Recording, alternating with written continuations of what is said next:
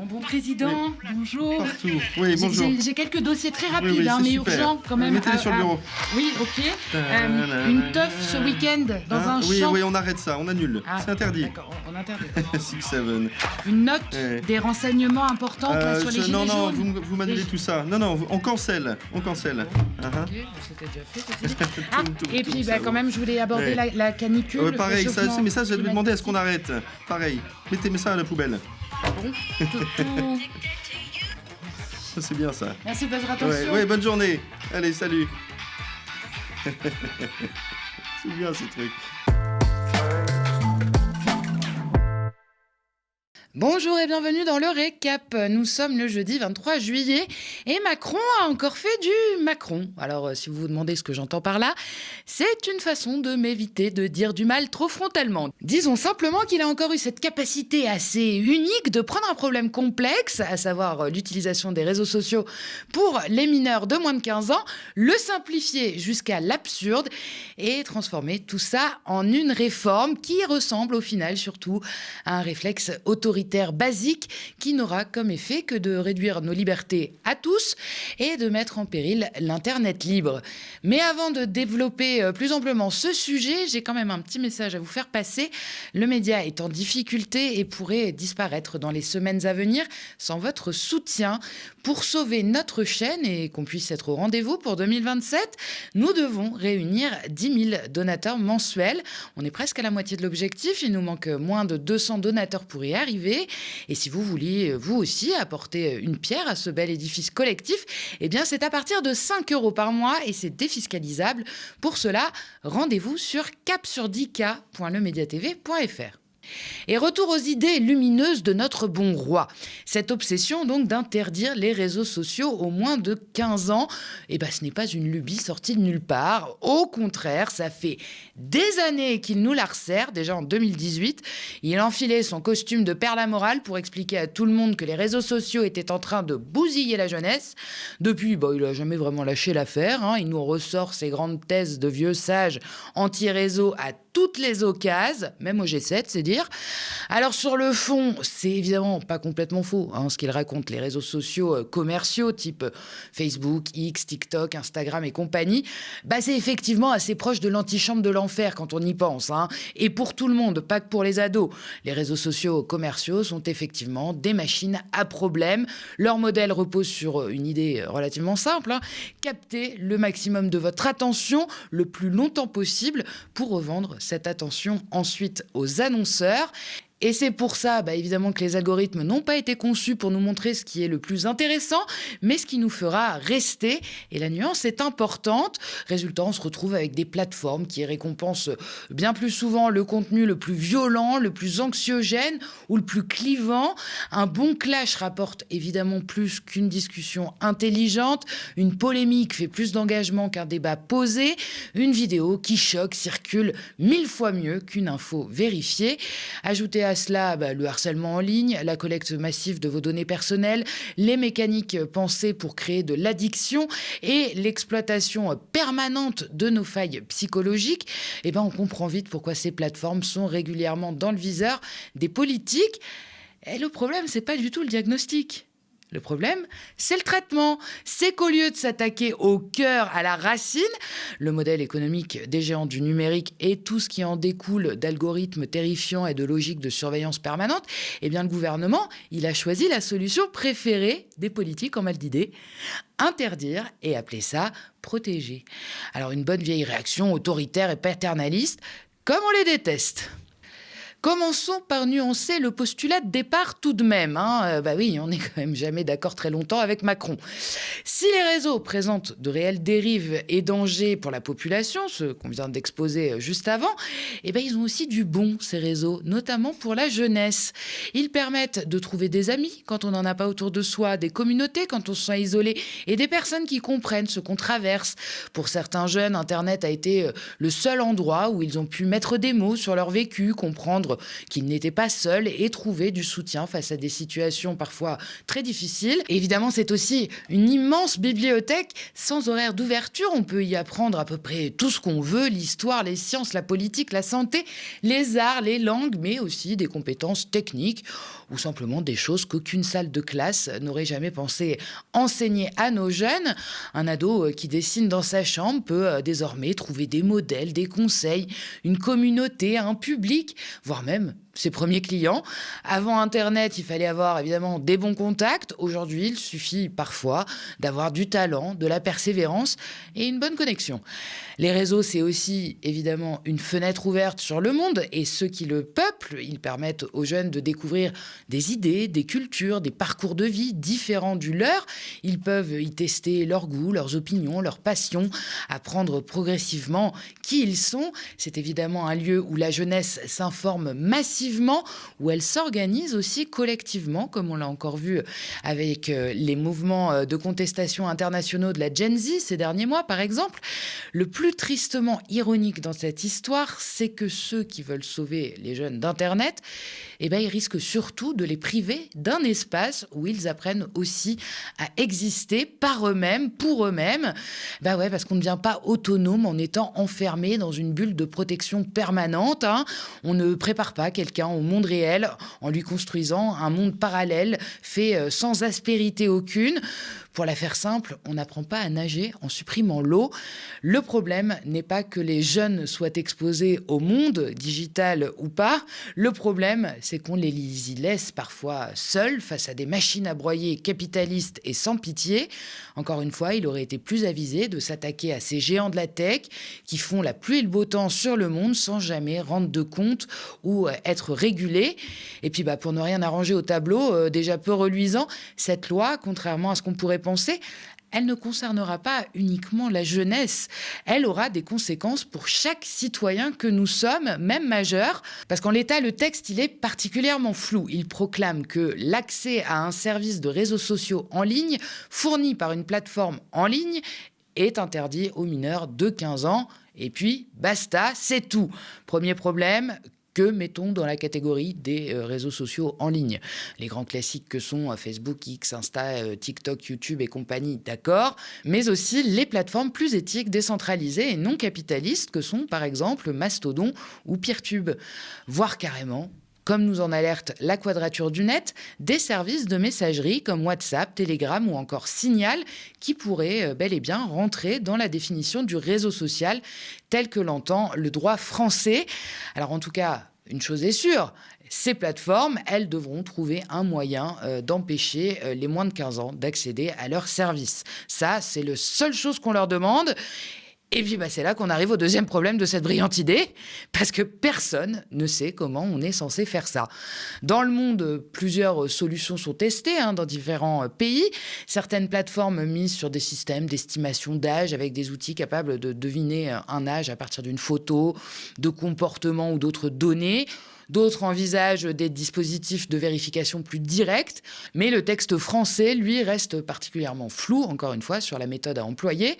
En revanche, le gouvernement semble quand même avoir sa petite préférence, la vérification d'identité pure et simple. En clair, pour prouver qu'on a le droit d'accéder à un réseau social, il faudrait donc potentiellement passer par un système du type France Connect, d'identité numérique. Et forcément, si cette logique, elle s'impose, ce ne seront pas seulement les moins de 15 ans qui devront montrer patte blanche. Chaque utilisateur devra y passer, un peu comme sur les sites porno finalement. Ce qui signifie qu'à terme, derrière chaque compte, chaque profil sur les réseaux sociaux, chaque prise de parole, donc en ligne, pourrait se retrouver une identité numérique vérifiée. Et là, on ne parle plus simplement d'empêcher Kevin, 14 ans, de regarder des vidéos TikTok après les cours. On parle d'un changement beaucoup plus profond dans notre manière d'utiliser et d'appréhender Internet.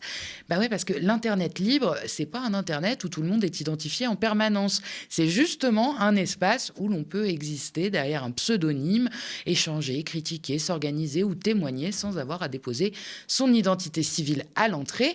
On le rappelle, l'anonymat, ce n'est pas seulement le refuge des harceleurs et des trolls, contrairement à ce qu'on essaie parfois de nous faire croire, c'est aussi et surtout une protection essentielle pour énormément de personnes sur Internet, pour les lanceurs d'alerte qui révèlent des affaires sensibles, pour les journalistes et leurs sources qu'ils protègent, pour les opposants politiques, les militants et les activistes qui prennent des risques en s'exprimant et en agissant, mais aussi pour des victimes qui chercheraient de l'aide, qui voudraient témoigner ou qui demanderaient simplement du soutien sans vouloir immédiatement exposer leur identité et peut-être celle de leur agresseur ou de leurs proches. Supprimer l'anonymat au nom de la sécurité, c'est oublier qu'il protège aussi celles et ceux qui ont justement besoin de pouvoir parler sans être immédiatement identifiés. Le seul avantage de cette loi, c'est que comme elle a été faite avec les pieds, il y a de grandes chances qu'elle soit inapplicable, et encore moins dès la rentrée, comme annoncé partout par le gouvernement. Légalement, c'est pas si simple, parce que la France, elle fait pas ce qu'elle veut dans son coin. Les grandes plateformes numériques sont encadrées par le droit européen, et la Commission européenne a déjà rappelé que les États membres ne peuvent simplement pas imposer leurs propres règles aux géants du numérique comme bon leur semble, chacun dans son coin. En d'autres termes, le Parlement français peut bien voter une interdiction, mais encore faut-il expliquer comment elle va concrètement fonctionner et que ce soit validé au niveau européen. Et on l'a déjà dit, aucun mode d'emploi n'a été livré avec cette loi. Autre point important, la Cour de justice de l'UE a également rappelé que les mesures prises doivent être ciblées et proportionnées. Pour la faire simple, on ne peut pas transformer toute une population d'internautes en suspects potentiels au nom de la protection des plus jeunes. Les États peuvent évidemment agir et légiférer, mais pas en imposant des obligations générales qui bouleverseraient le fonctionnement d'Internet dans son ensemble. Et c'est précisément là que le bât blesse avec le texte français, en voulant appliquer une vérification d'âge massive, potentiellement à l'ensemble des utilisateurs des réseaux sociaux. La loi, elle risque donc de dépasser largement ce que permet le cadre européen. Bon, vous l'avez compris, que ce soit sur le fond ou sur la forme, il n'y a rien qui va avec ce texte, si ce n'est qu'il plaît beaucoup à Emmanuel Macron, mais en tout cas, il encoche toutes les cases de la méthode Macron, justement, du paternalisme, de l'autoritarisme, et cette conviction assez fascinante qu'on peut régler des problèmes d'une génération entière, sans jamais vraiment l'écouter ou lui faire confiance. On prétend protéger la jeunesse, mais on commence par lui retirer les espaces qu'elle a investis. On prétend aider les parents, mais on leur explique surtout que l'État, c'est mieux qu'eux. On prétend réguler la technologie, alors qu'on ne semble toujours pas comprendre comment elle fonctionne. Puis pendant ce temps-là, les géants de la tech, eux, ils continuent à faire exactement ce qu'ils veulent et ce qu'ils faisaient avant. Rien ne change pour eux. Alors c'est ça le grand paradoxe de cette loi, évidemment, vous l'avez compris. On s'attaque aux utilisateurs parce qu'on n'a pas le courage, ou pas la capacité d'ailleurs, de s'attaquer au système qui produit le problème. Et ça pourrait en devenir un gros de problème. La recette, elle est toujours la même. On prend un sujet compliqué, on en fait un slogan ou une opération de com politique. On sort une interdiction de son chapeau et on appelle ça du courage politique. C'est super. Sauf qu'Internet, ça fonctionne pas comme ça. La jeunesse non plus. D'ailleurs, on compte sur elle pour faire ce qu'elle fait de mieux, à savoir se rebeller et trouver un moyen de contourner les règles. Et juste avant de continuer avec le reste de l'actualité, je vous rappelle notre objectif de 10 000 donateurs mensuels pour sauver le média. Aidez-nous à continuer à vous informer. C'est à partir de 5 € par mois. C'est défiscalisable. Pour cela, rendez-vous sur capsurdica.lemediatv.fr. Et puis, si vous aimez le récap, que vous avez envie qu'on discute ensemble, de choisir et de partager des sujets, je vous attends sur le canal Instagram. Le lien pour le rejoindre est dans la barre d'infos YouTube. Et nous vous en parlions il y a quelques jours, l'affaire prend de l'ampleur. Barbara Butch va porter plainte contre la France Insoumise et certains de ses élus et représentants locaux pour provocation à la haine et à la violence.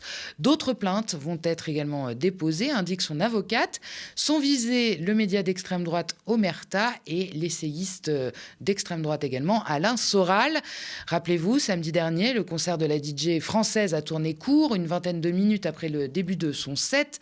La mairie a décidé de l'interrompre, invoquant la nécessité de garantir la sécurité de l'ensemble des personnes présentes en raison de la mobilisation d'une centaine de militants pro-palestiniens venus contester la présence de l'artiste. La mairie a fait état de jets de bouteilles en verre et d'autres projectiles. Les militants, eux, ils reprochent à l'artiste notamment son soutien affiché à la loi Yadan en mars dernier à travers la signature d'une tribune. Depuis, l'affaire a pris une tournure nationale et évidemment politique. Et LFI, dont la section locale a relayé l'appel à manifester, est pointé du doigt. Un de ses représentants, Alan Brunon, a d'ailleurs témoigné sur notre antenne mardi dans le récap. Depuis, certains taxent le parti d'antisémitisme. Mathilde Panot, la présidente de groupe à l'Assemblée, a reconnu mercredi sur BFM que le tract distribué notamment par les militants insoumis était mauvais, je cite, et a ajouté, je la cite encore, « Il n'y a pas d'antisémitisme dans nos rangs ». Et la canicule tue, même en France, même en 2026. Les chiffres sont un peu effrayants. Près de 5800 personnes sont mortes en excès en 16 jours. C'est le bilan provisoire publié par Santé publique France après la vague de chaleur qui a touché le pays entre le 17 juin et le 2 juillet. C'est un chiffre inédit depuis la canicule de 2003. Plus de la moitié de ces décès sont survenus durant les 3 journées les plus chaudes des 25, 26 et 27 juin. Les personnes âgées paient évidemment le plus lourd tribut avec près de 2/3 des victimes. Mais fait exceptionnel, toutes les classes d'âge sont concernées. L'Île-de-France est la région la plus touchée avec près de 2000 morts supplémentaires et les décès ont augmenté comme ça partout, à l'hôpital, en EHPAD, mais aussi à domicile. Des chiffres donc provisoires mais qui suscitent bon nombre d'interrogations. La question de la préparation des pouvoirs publics face à ces épisodes de chaleur intense, appelés à devenir évidemment de plus en plus fréquents avec le dérèglement climatique, est posée. Santé publique France appelle à agir avec urgence.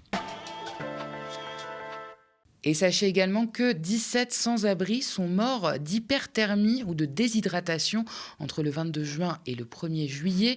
Ce chiffre, il est publié par le collectif des morts de la rue qui rappelle que dormir dehors est invivable en période de grand froid, mais aussi en période de forte chaleur.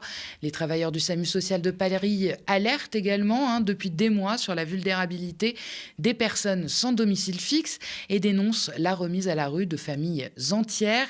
Ils ont d'ailleurs entamé une grève le 23 juin dernier. La section CGT du SAMU social a décidé aujourd'hui de la reconduire. Nous les avions rencontrés lors d'une mobilisation il y a 3 semaines. C'était déjà compliqué avant. On devait déjà tout le temps dire non car les places sont malheureusement insuffisamment disponibles. Et là, actuellement, on n'imagine même pas les conséquences, notamment sur la santé mentale de personnes qui sont déjà vulnérables et très fragilisées.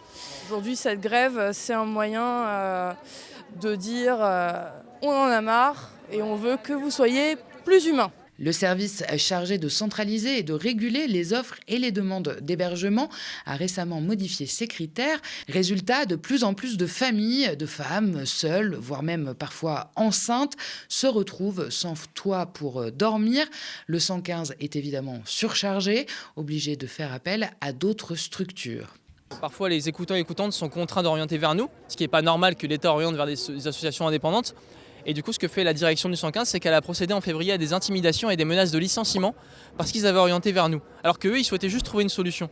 Et donc nous, on est parfaitement reliés au 115 parce qu'en fait, quand on dit non à une personne, elle se retrouve chez nous. Et donc nous, on a affaire au même discours, aux mêmes personnes, aux mêmes violences. Et donc en fait, voilà, les familles qui sont un soir hébergées au 115, le lendemain, elles peuvent être hébergées par Utopia 56. Les maltraitances que subissent les travailleurs et travailleuses, écoutants et écoutantes, elles ont que des personnes au téléphone à longueur de temps. Il y a une déshumanisation qui est voulue par cette organisation et ce système-là de ne pas avoir affaire aux personnes. La direction explique de son côté être contrainte de refuser des personnes à cause du dépassement de son plafond annuel de dépenses consacrées à l'hébergement. En effet, le plan Grand Froid a entraîné un surcoût, c'est ce que dit l'État. La solution est donc de réduire désormais les nuitées d'hôtel en période de chaleur. Comment déshabiller Pierre pour habiller Paul ? La FIDH, la LDH et 3 autres ONG ont saisi le Conseil d'État pour contraindre la France à prendre des mesures contre les entreprises actives dans les colonies israéliennes, jugées illégales au regard du droit international. Elles estiment, ces ONG, que le gouvernement ne respecte pas les obligations rappelées par la Cour internationale de justice. C'était en 2024. Mais alors, quelles sont donc ces entreprises françaises qui participent à l'économie des colonies? Citons par exemple Carrefour, avec au moins 2 supermarchés implantés dans des colonies israéliennes via son franchisé local, et Gisraï, impliqué dans la construction du tramway de Jérusalem qui relie la ville à plusieurs colonies. On peut également parler de Manitou et ses engins qui seraient utilisés pour la construction du mur de séparation à Jérusalem. Mais on peut aussi citer Roche-Beaubois, dont un franchisé de la marque exploiterait un showroom dans une colonie. Le groupe a affirmé qu'il s'agissait d'un usage non autorisé de sa marque et également que ce franchisé quittera son réseau en août 2026. Et ça ne s'arrête pas là. On rappelle que selon le rapport Don't Buy Into Occupation, il y a 8 banques françaises également qui soutiennent financièrement des entreprises impliquées dans l'économie coloniale, dont la BNP Paribas, le Crédit Agricole ou encore la Société Générale. Plusieurs groupes mis en cause contestent toute implication. Les ONG demandent au Conseil d'État d'obliger la France à faire respecter le droit international.